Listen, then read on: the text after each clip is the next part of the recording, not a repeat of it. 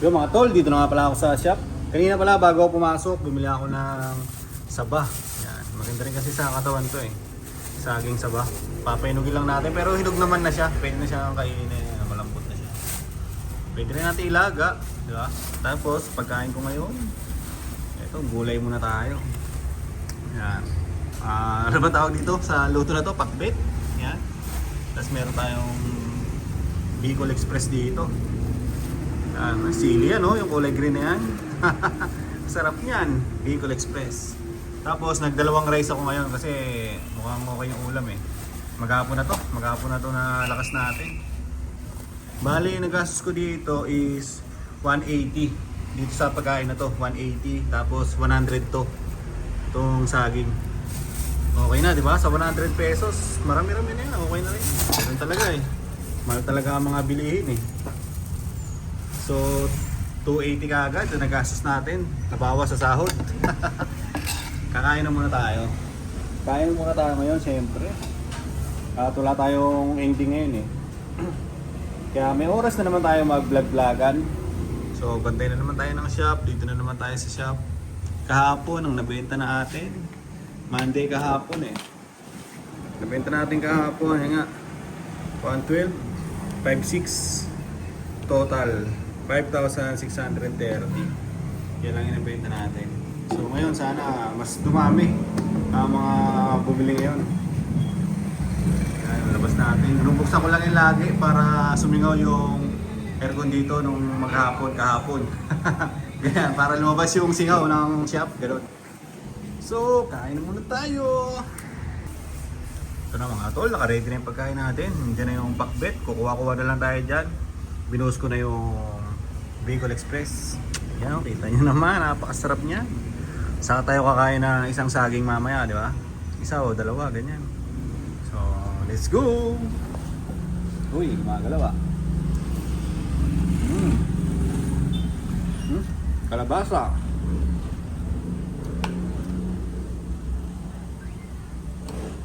Sarap.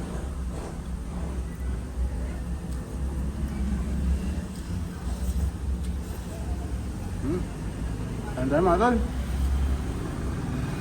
Thank you Lord. Okra.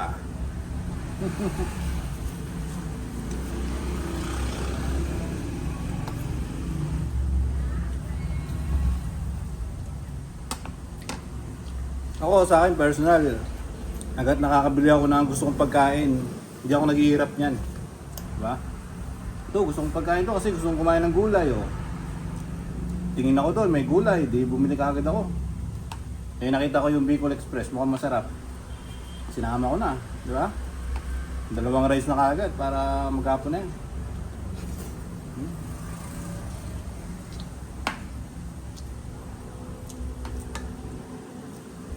Basta nakakain ako na isang beses sa loob na isang araw.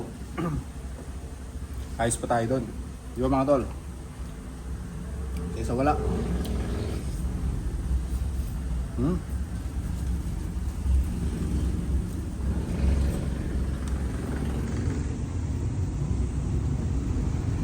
Kain natin. Kain muna ako mga tol at gusto ko masarap ang kain natin. Para sa'yo, pero hindi kung magkano ang laman ng iyong bank account. Mahalagang pag-isipan mo mabuti kung sino lang ang nakakaalam ng iyong financial situation. Tulad ng Saya kumain mga tol.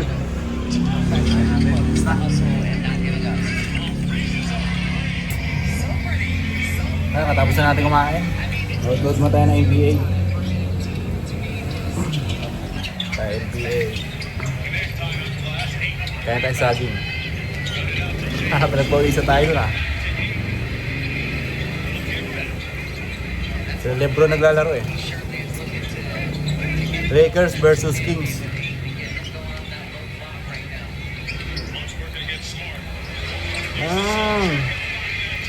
Ay.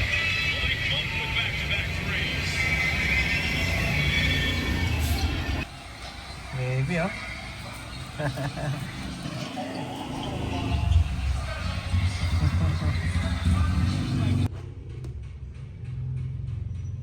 Oras na ba? 2:38 ng hapon. Ayan, magkape muna tayo.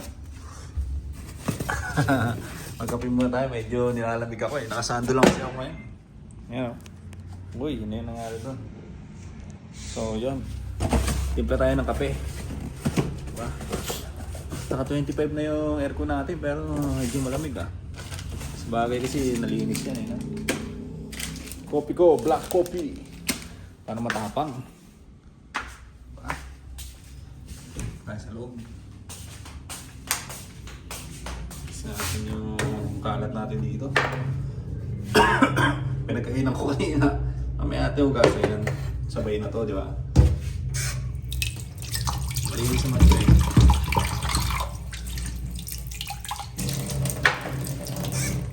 Dumi ba? Pasensya na kayo, madumi. Huwag na. Huwag tayo mag-kutsara. Mag-ano na lang tayo. Tawag dun. Ito na lang pang hahalo natin.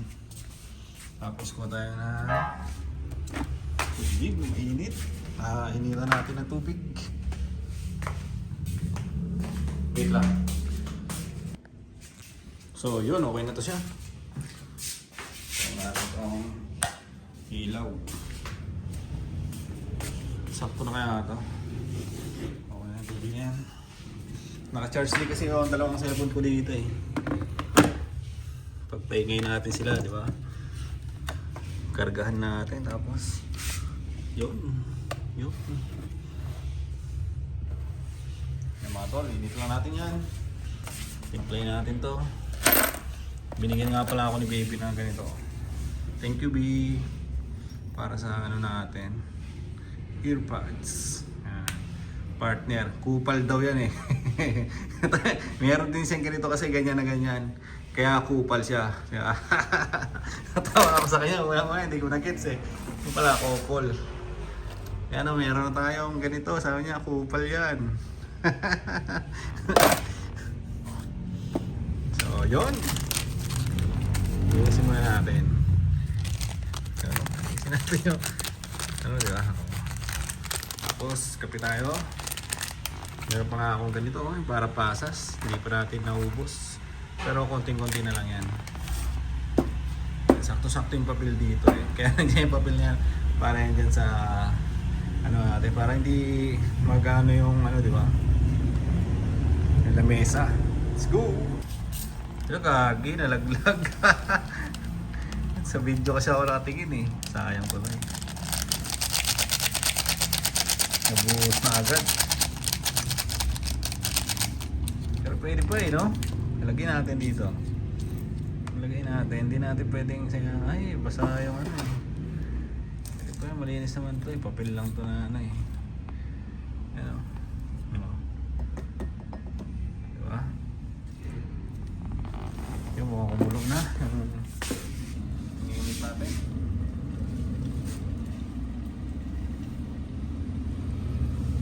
Bro na yan. Best na lang yan eh. Yun, pagka pumilik na yung tick, duwal na. Ayos na yan, ready to go.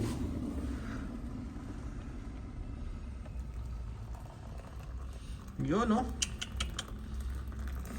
Ako na yung ganyan tubig lang. Baka walang lasa pagka masyado marami yung tubig eh. Medyo malaki-laki kasi yung tasa natin. Kopi ko, kopi. Kopi ko, kopi. Kopi ko, blanca, di ba? Hindi pala, iba pala to. Kopi ko black. Yan, coffee ko black lang pala siya. Saging natin, pwede lang yan. So napaka-init nga. Tapos mag-alas stress na nga, di ba? O yan. Mag-alas stress na nga ng hapon. Nabibenta ko ngayon. Ay, isa pa lang. Ayun, January 13. Isa pa lang nabibenta natin. Napaka-init din naman kasi. Kahit ako, hindi ako lalabas ng ganyan. Di ba? Mamayang hapon na ako lalabas pagka ano. Pagka medyo lumilim-lilim na ng konti.